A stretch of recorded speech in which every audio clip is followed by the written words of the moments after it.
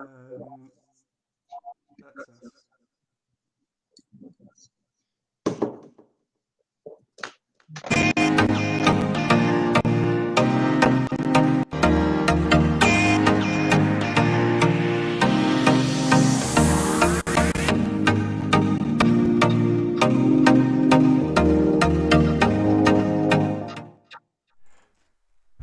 Welcome to Around MIjas Live.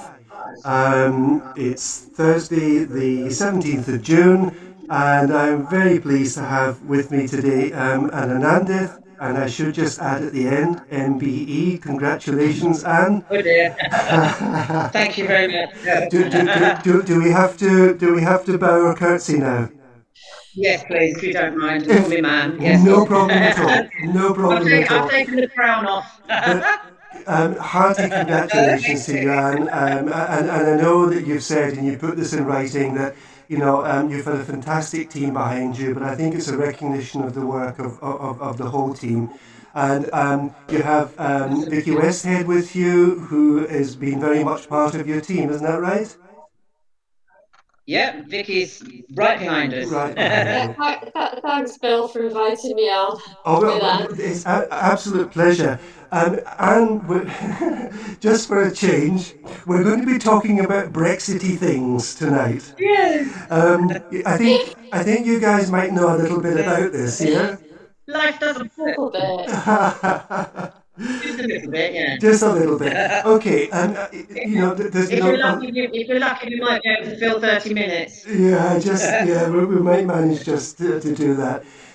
Yeah. I thought it would be useful for you to pick up the kind of things. I mean, there's a lot of stuff that has maybe kind of we've got used to now, or got used to the idea at least.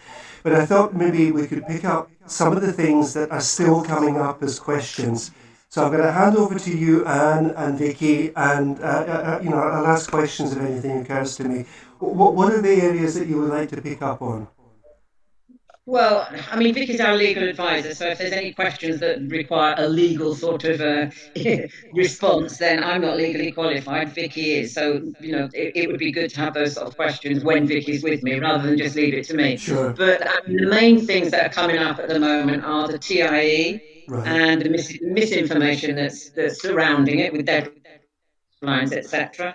Other visas we're being asked about, and Vicky can talk about a couple of those. And obviously, I think the big thing at the minute is driving licenses. Right. And I think that probably will cover the time, Bill, because we've got so much we could talk about, to be truthful. I know.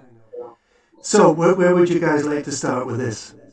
Where would we like to start? Well, can I just say that Brexpats in Spain, we've sort of morphed from being just an informative, factual association to then experts seemingly on COVID. And now we're actually sort of an action group. So we are the only association that takes case studies to the British Embassy for them to get their teeth into. And we work together, and we have been making certain changes, which is really good. Yes. So if anybody has any sort of specific wrong experiences, let's say, as a result of how they've been treated here, then we need to hear about it, and we can take them on board and hopefully make changes.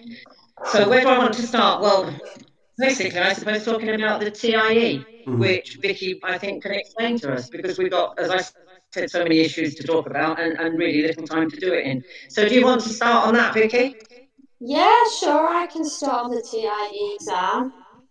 Basically, this was the new system that was introduced July of last year, which replaced the applications for the old green EU residency cards for British nationals. And Spain opted for a declaratory system. So with the withdrawal agreement, there's a declaratory system and there's a constitutive system. So the declaratory system means there's no deadline to apply for the TIE, unlike the UK and France. So basically, you can apply, even in 5 years' time, you can apply for a TIE Brexit card. Right. The important thing is that you needed to be legally resident in Spain before the end of the transition period, 31st December 2020.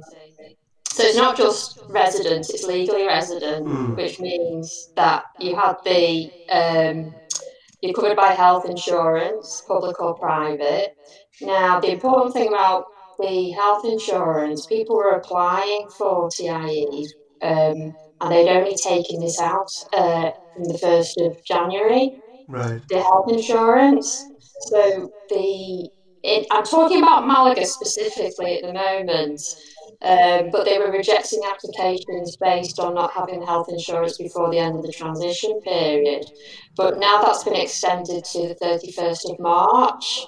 So some of those that have been rejected on that basis, they will be able to reapply again as long as they have their health insurance in place before the 31st of March. Right. But you also have to show that you were residing, which is real and active living. And you need to demonstrate that with bank movements, so bank statements, so showing you're doing your shopping at the supermarket in Spain, medical appointments, bills, internet bills, telephone bills, utility bills, rental agreements for people who are working, things like your vida laboral, tax declarations. So because there are a lot of people who have second properties in Spain. So Sure. they really want to make sure that it's not just that you want the TIE to come and enjoy your second property a couple of months of the year. So they make sure that you were legally residing here Mm. before the end of the transition period. Um, so that's it for the TI Brexit cars. As I say, there's no deadline on it, Yeah. which is the important point here. And even if you get turned down the first time, you can make repeat applications. There's Right. nothing to stop you making repeat applications. I think Bob down the bar has been responsible for an awful lot of an awful lot of misinformation on this, hasn't he? He has, The problem sorry. is there's a lot of confusion, even amongst the professionals. There's a lot of confusion, and also the Foreigners Office has changed their stance on certain aspects as well, Hmm.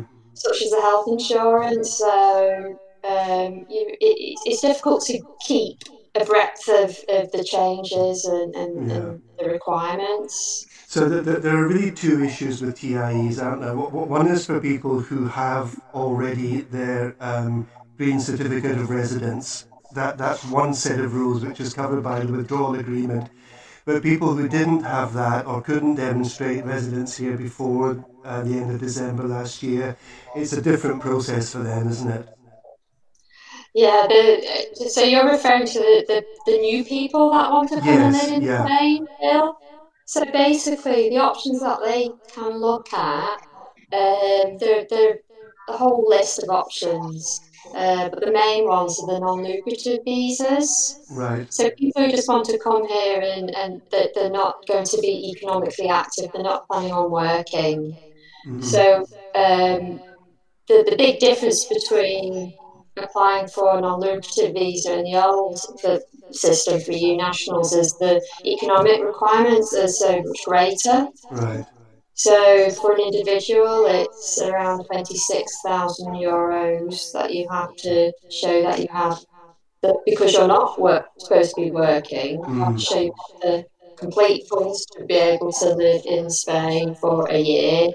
And for a couple, it's about 32,000. And then Right. you have on top of that health insurance, criminal records checks, medical certificate, and that needs to be applied for at your local embassy or Spanish embassy or consulate in the UK, which is Right. either London, Manchester, or Edinburgh. Hmm. And the other option, which not many people can afford, not many people can afford the non-lucrative visa Sure. route now. But the other option is what's commonly known as the golden visa Mm. or investors visa, and that's for people who purchased a property in Spain from 2013 for at least €500,000 Okay. without a mortgage in a sole name. Well, So that can be applied for either at a consulate or embassy in the UK, or actually can be applied for from within Spain as well, Mm-hmm. along with having to get the criminal records checks, and that you have to be legally residing in Spain, which means that you're not overstaying your 90 days Right. here. So, as I say, there's all kind of other routes that can be investigated, such as uh, work visas, student visas, a whole raft of them. Mm. But they're the two main ones I think that our members would be interested in.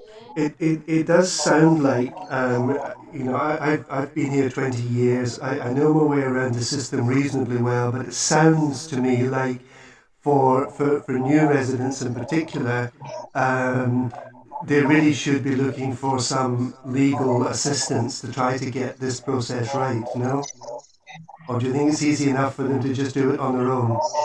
Uh, you'd be surprised that there are lots of people who cannot stay for themselves because they haven't got the language problem because they're dealing with the embassy, the Spanish embassy or consulate in the UK. Okay, So the information is provided in English, and the staff obviously speak English as well. right, But it's a good idea to consult a professional to make sure that you have all that documentation ready for your appointment at the embassy, and the appointment's made via sending an email right. to your local embassy or consulate. But a lot of people do tend to get through that stage Obviously, in that's Vicky time. talking about people that. Yeah, No, that's Vicky talking about people that don't already reside here and cannot prove that they were legally resident Sure. here before exactly. the 31st of December. These So, rules, which Mm-hmm. have always been in place yeah, for third country Yeah. nationals that now apply to us. But people who want to come to Spain Mm-hmm. anew, let's yeah. say. Yeah. And then there's two stages. There's the visa stage, and then there's the residency stage. So within 1 month of arriving in Spain, you then need to apply for a TIE card, Right. which is a normal TIE card, not a TIE Brexit card. It's a very simple process. Right. Right. Are you still getting a lot of questions about this whole TIE thing, Anne? Is it still coming up on a regular basis? Yeah, because people just don't understand, one, that there's no deadline, and two, they're finding it very difficult to prove that they were legally resident here before the end of the year. I mean, obviously, we've got 17 different autonomous communities in Spain. We're only dealing with ours, obviously, the Malaga that deals with MIjas that we're talking about. Mm. But some areas are asking for historic padrons, which means that they needed to have padron more than just the current one that has to be valid for 3 months, Right. updated every 3 months. They wanted to see a whole year last year, which is really difficult. And as Vicky said, the medical insurance prior to the 31st of December. Mm. And they didn't seem to understand that there was a heck of a holiday here over the Christmas period with New Year as well, when offices closed, even if they applied for their medical insurance privately, even the middle of December, they probably wouldn't have got it through until perhaps the 6th or 7th of January. Mm-hmm. And that was being refused because it wasn't dated before the 1st of January. But we did work on that and they have allowed that. And they're now saying even the 31st of March, they've extended it even further. I think to be truthful, they didn't anticipate the huge demand from us Brits. Mm. And it's together with COVID, Brexit, as I've said, I mean, it's a lethal mix. It really is. That they've been on Yeah. skeleton staff in a lot of areas. The padron now is more easily available, let's say, but it's still by appointment. And in some areas, it's really been weeks before they could get an appointment. Not so much in Yeah, MIjas. and before the end of the transition period around November, it was a 2 month wait just to get an Yeah, it appointment. was. I'm talking about Ben Mazenov specifically. It was a 2 month wait Yeah. just to get a padron appointment. Oh. And you can't apply unless you've got, as Vicky says, the necessary, the required documentation, which Yeah. is where if you're living here in Spain and you don't speak Spanish and you're applying through the Foreign Office in Malaga, let's say, which would be the one we would deal with, if you then get a letter of approval a couple of months down the line that isn't an approval, it's asking for more, it's called a carta de resolution, a resolution letter. It's not approving you, it's perhaps asking for more documentation within 10 days. Mm-hmm. Or it might just be that it's not been accepted into the process whatsoever. Or it might be that you need to then go to an appeal, and an appeal might involve a court case. And if you've just used, I don't know, Bob in the bar because he spoke a bit of Spanish and has been here 30 years, I don't think he would really know what to do. And I've had in the last 2 days 5 cases of this. And I mean, it's really quite sad because I can understand that finance is difficult and they've tried to save themselves €200 each. I fully understand that, but at the end of the day, it's going to cost them even more, and plus the time element. And they've been really worried because without it, they couldn't exchange their driving license. They can now, thankfully, but they won't be able to drive after the end of June if they can't get it through in time, which we'll talk about in a moment. So there's been all sorts of hiccups along the way, to be truthful. Bill, it's not been as easy as it might sound. It's not just filling out a few pieces of paper and submitting them. It really isn't. No, I think I have to say I did mine way at the beginning simply because I was meeting with the head of the foreigners department, and he made the appointment for me and said, right, go and do it. It was actually quite useful because it meant I'd been through the process and people were asking what to do, and I was able to say, well, it's this. Yeah. But you know, from my perspective, it was probably one of the easiest pieces of paperwork I've ever done here in Spain. The actual exchange from the green paper, green card, over to the TIE. But I can fully appreciate that it's become far more complex now, coming after what do you call that period? The transition Transition period. period. Yeah. Or even if you didn't have one at all. Don't forget, there's been quite a lot of people here living under the radar that didn't have any residency whatsoever, Yeah. that are then trying to prove they were legally resident before the end of the year. Okay, we will still help them. You know, we're not political and we're certainly not critical. Now's the time to get yourself sorted, Well, basically, that's right, and before it really is too late. we're not policemen, you know. We're not here No, to catch people absolutely out not. for not having done something or whatever. And I think you're absolutely right. No, I can and add something. Mm, People worried about having a passport stamped mm, that have residency, but there's instances of I've had clients come over who are just coming over for a week. They're not living in Spain, mm. and they're not stamping their passports. And it's really important that the people without residency here that are coming on holiday that and I'm speaking for any relatives that are coming over to stay with you, Mm-hmm. they stamp their passports because they're not used to stamping British passports. Sure. So you need to ask them to stamp your passport because it will look then when you come back into Spain the next time that you've overstayed, and it's Right. your problem Mm-hmm. not having a stamp, not the Yeah. fact that they've forgotten to stamp your passport. Because if they forget to stamp your passport, what you need to do then is you need to go to a police station within 3 days to declare your entry into Spain. So Really. there's a lot of confusion, and they're even stamping Irish passports when they shouldn't do, and they're not yeah, stamping British no. passports when they should do. Yeah. And people worry about getting stamped, but they should be worried about not No. getting stamped. Yeah, if I can just add to Getting that, stamped. we did work on this because down in Gibraltar, I can't remember if it was last week or the week before, they were stamping British passports to go into Gibraltar, but then somehow or other the information had reached them not to bother stamping when you come back into Spain. Well, that was desperately wrong because it still looks like, for all intents and purposes, they're living in Gibraltar or they're still Right. in Gibraltar, and Yeah. that's eating into their 90 days that they're allowed to be in the Schengen area. That is the problem. It can cause So, problems for people applying for NIE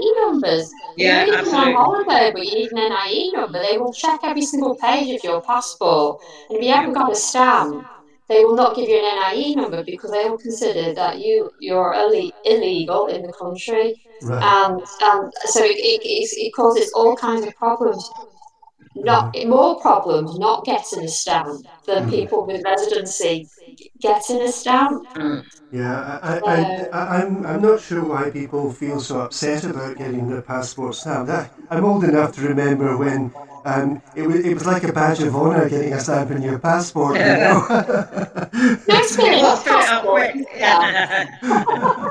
But just to say that Vicky mentioned Irish, I've even had Irish people, well, people with Irish passports contact me and say, "What do I do about getting my TIE?" Well, they don't have to have a No, TIE. They're quite no. happy with their old green EU residency Yeah, card. yeah, That yeah. they don't have to do anything.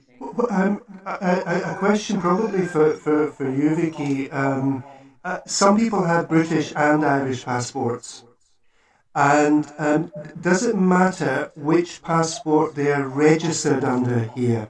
So, for example, if they've gone to the to sign on the Padron and they've taken their British passport to sign on the Padron, um, but actually they're also Irish passport holders, should they be changing over the registration, um, or even with the green residency card if they have that? Should they be changing that over to their Irish passport number, or I'm not sure how this might work.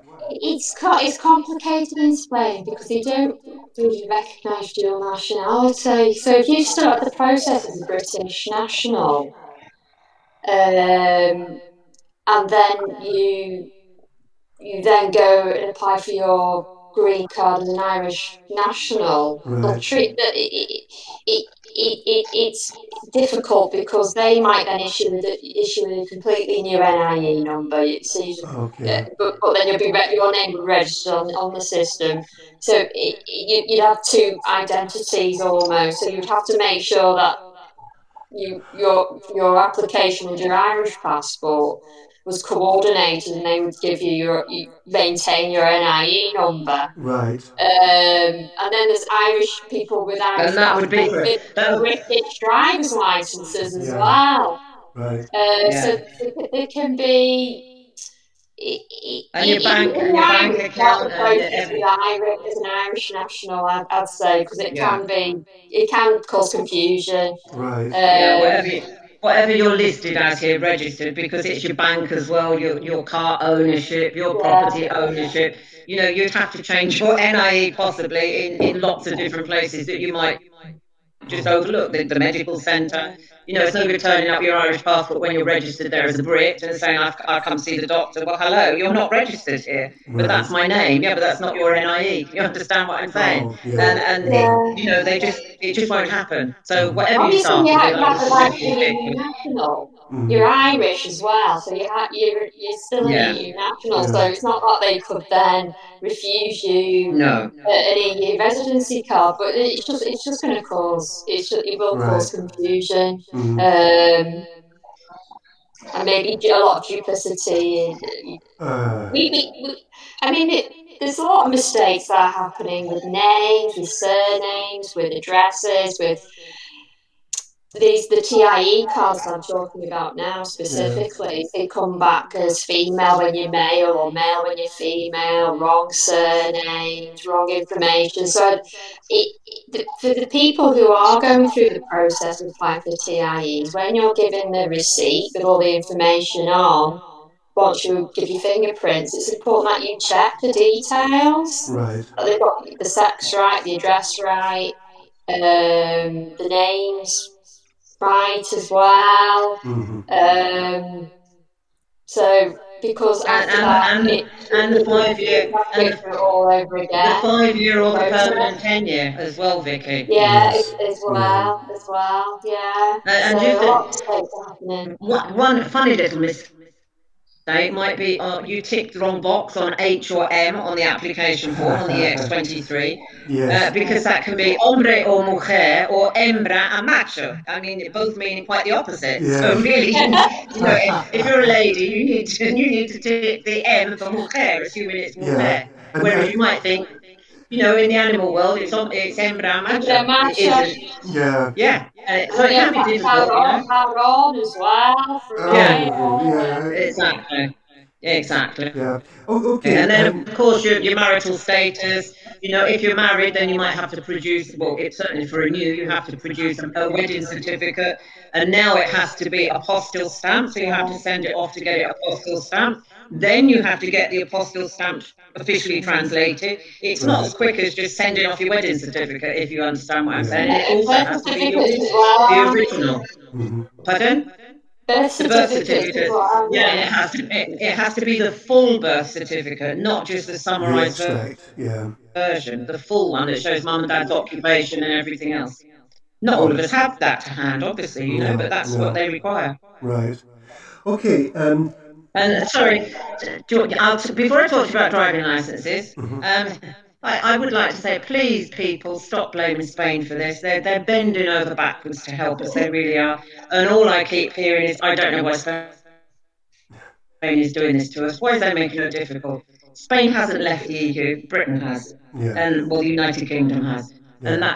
that's where the problem lies. I'm afraid. I mean, particularly with what we call the swallows, Mm. who are those that want to stay longer than the 90 days. Perhaps they're second homeowners, or they come over in their camper vans and things, and they're trying to petition to be allowed more than the 90 days in any 180. They want to stay for 180 days. Yeah. I don't know that they would be given a special concession for that, because really it should apply then to all EU nationals. I would have thought. I don't know, but they're trying. Right. Okay. Is there anything else you want to finish off? We were talking about the non-lucrative visa, the golden visa. Did you finish off more or less what you wanted to say on that, or is there anything you'd like to add before we go on to driving licenses? No, there's nothing No, further I wanted to Okay. add it no, I don't think so. But I mean, if it anybody needs makes any it, further information, yeah. just contact us on one of our 6 Facebook groups, Sure. or you can email brexpatspain@gmail.com. Two S's in the middle. Okay. Right. Driving And I will get licenses. back to you as soon as possible. Driving Driving licenses. licenses, okay, right. Any Brit that lives here should exchange their driving license within 6 months of living here, basically, as a resident. Now, Brexit, the exit, threatened that there would be no exchange of international data. And Spain, when you present your driving license to exchange it for a Spanish one, has to have it validated by the UK, by Sure. DVLA. If there was no exchange of data, they wouldn't have been able to. So what they said was, before the end of the transition period on the 31st, if by the 30th of December 2020 you can register your details, so your name, your date of birth, you have an NIE, I hasten to add, Mhm. and your driving license number, and the centre that you would be exchanging it at, in our case, obviously, it's going to be Malaga, then we will give you a very generous grace period of 6 months until the end of June to get your actual TIE, those that didn't have a residency, a Right. TIE, because they understood that there was this huge backlog, as I've said, added with COVID, skeleton staff, etc., and they just couldn't work through it. So they did that really, out of the kindness of their hearts. Um, if you didn't register, then the driving license, UK driving license, as a resident ceases to be valid from the 30th of this month. They have also now decided that there's still a lot of TIEs being applied for, not finished with the process, etc. And they've given us an extra 6 months until the 31st of December to exchange our driving Right. licenses. Again, another kindness that they didn't have to do. It doesn't mean that the driving license you can use until the end of December. It ceases to be valid the 30th of June. And if you didn't register your driving license details, your details before the 30th of December, then unless there's a further agreement between the UK and Spain, I'm afraid it's going to mean taking a Spanish driving test. The Mhm. theory you can take in English, the practical is in Spanish. I know there's negotiations underway, and I believe they're to avoid the practical, but the theory would, I think, still have to be taken. Right. So that's the option. It doesn't mean that because we've now been given an extra extension until the end of December, you can carry on driving. If you are a resident as a beneficiary of the withdrawal agreement I'm speaking about, Right. if you become a resident as a result of a non-lucrative visa, etc., a third country national, then you've got 6 months before you need to exchange your driving license. Okay. And I think that's a little bit of where the confusion is is coming in, Mhm. because some are saying, well, my mate's just come over and he doesn't have to exchange his. Well, your mate probably isn't qualifying as a beneficiary of the withdrawal agreement, Right. and that's the big difference. Bobby the bar might not know that. I've met several people that I know who said, "Oh, I never got round to registering the change." And they are residents here. Some have been residents for some time. And whether they had the TIE card or not is irrelevant, but they were residents and didn't get round or still haven't got round to making the change. So, driving test, yeah? Yep, absolutely. And you can't just turn up in your car and shove an L plate on the back. You have to apply through an official driving school. Yeah, It's not just a case of applying for yourself. And most driving schools, I think, are going to say you do need a few lessons, yeah. practical lessons. I mean, one thing to negotiate here is the roundabout. That's a law unto itself, isn't It is indeed, it? yeah. Okay, could Certainly I? quite alien to some of the Spanish, I think, the way we do it Well, anyway. yeah, But I mean, roundabouts are. it could mean passing or failing. So it's They're important. kind of interesting structures, aren't Probably they? fail if I took it. Could I just put two questions? We've talked about this. So I know the answer, but I'd like to hear it from you guys. I've had a lot of questions about the blue mobility badges, um, and I'm talking about badges that are issued by the UK and are still in date, so that they haven't expired. Are they legal to use them here in Spain? Vicky, a legal question, so over to you.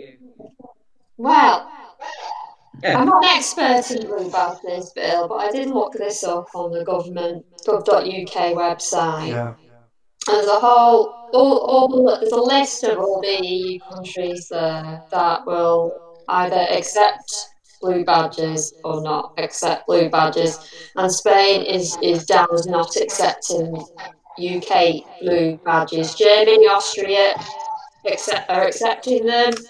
yeah, France, Italy, Spain are amongst the countries that. So basically, there's no currently there's no agreement in place to cover those, and whether or not in the future there will be, but at the moment, no, that they're not valid since the yeah.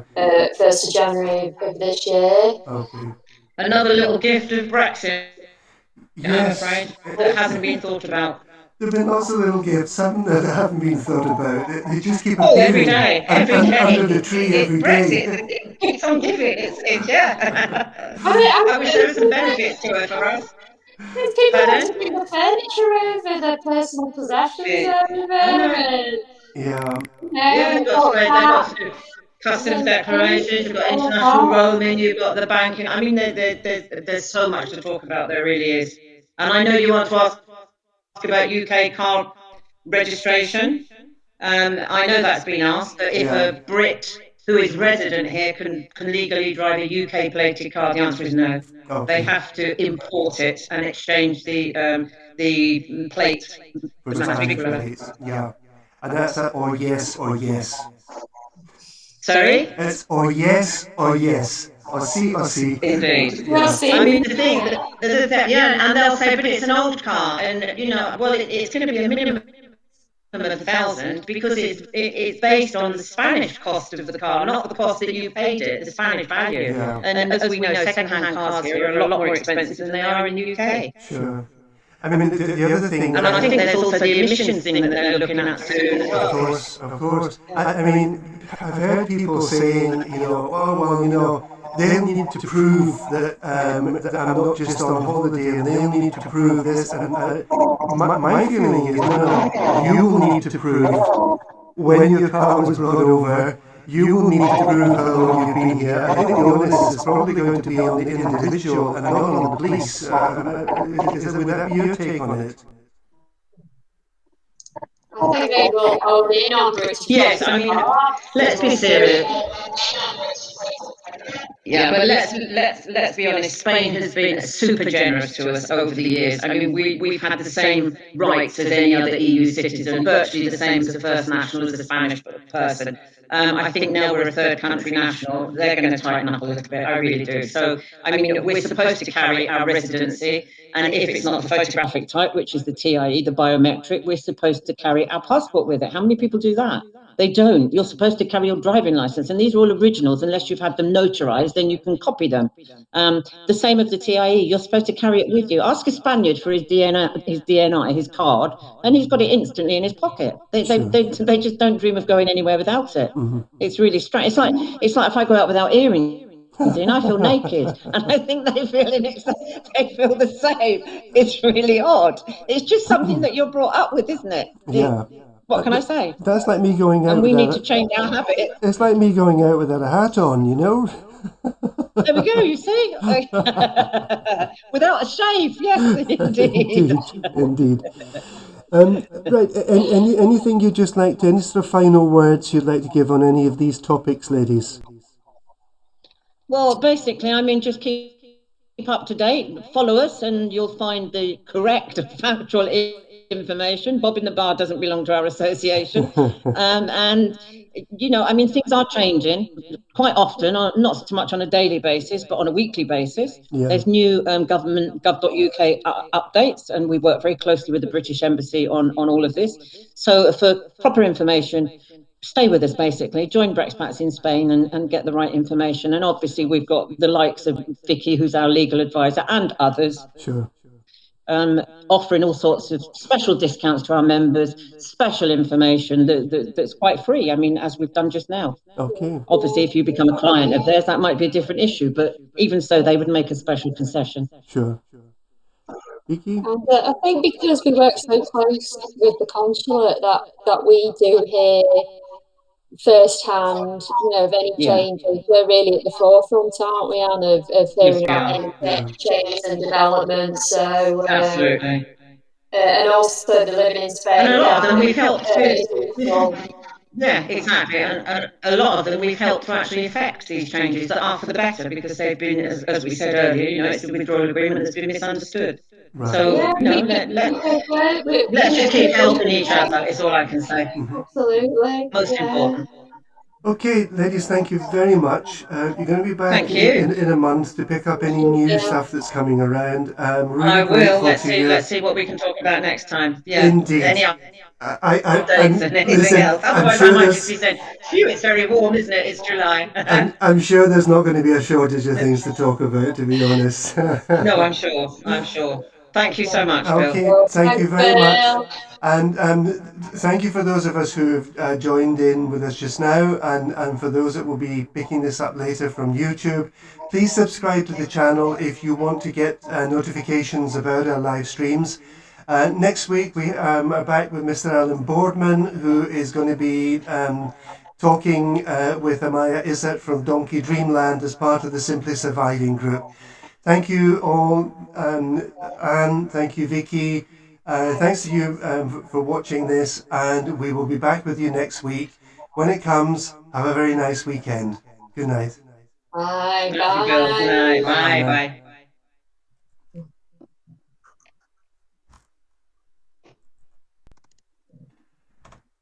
Thank you. Bye, Phil.